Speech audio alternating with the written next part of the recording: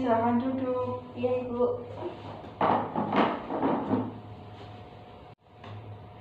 Baik Ibu, sebelumnya perkenalkan saya Brian Jessica yang bertugas pada pagi hari ini.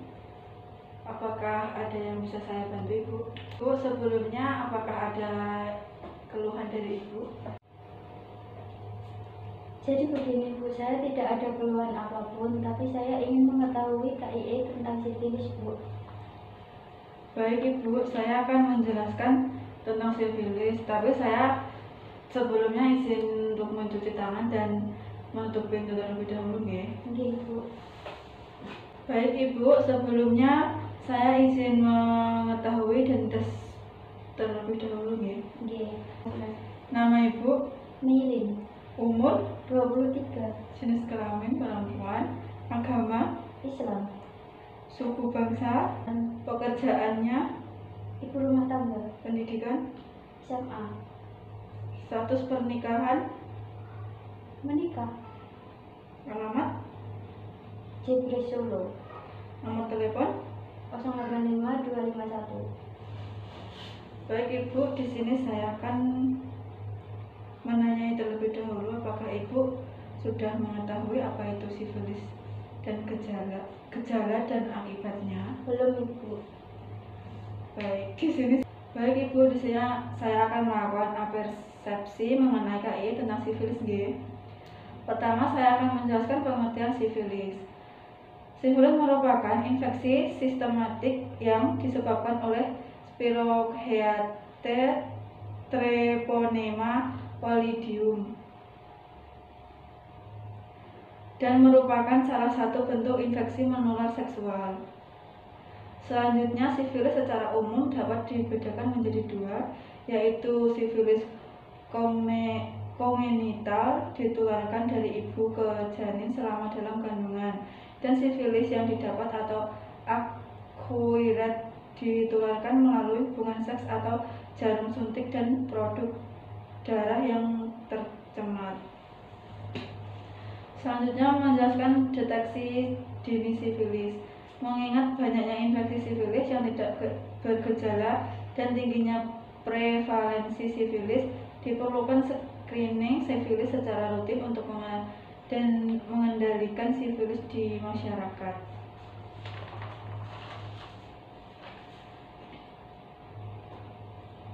Selanjutnya, menjelaskan gejala penyakit sifilis. Memiliki gejala klinis mirip dengan beberapa penyakit IMS, infeksi menular seksual lainnya. Pada keadaan awal, sifilis stadium primer dapat sembuh dengan sendirinya, namun apabila tidak diberikan obat dapat berkembang menjadi stadium lanjutan yang lebih berbahaya. Selanjutnya, menjelaskan akibat yang ditimbulkan dari sifilis. Sifilis dapat menimbulkan kondisi cukup parah, dapat terjadi infeksi pada otak, kecacatan tubuh. Pada populasi ibu hamil yang terinfeksi sifilis, dapat terjadi hal yang sangat berbahaya pada ibu dan janinnya, yang akan terjadi pada janin bila ibu tidak diobati dengan adekuat.